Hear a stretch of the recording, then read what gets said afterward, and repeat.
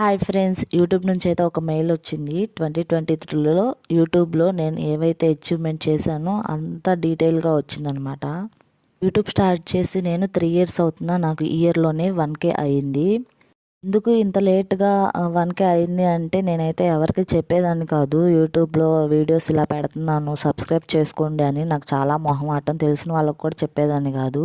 మా హస్బెండే ఎవరికన్నా తెలిసిన వాళ్ళకి చెప్పి సబ్స్క్రైబ్ చేపిస్తూ ఉండేవాడు.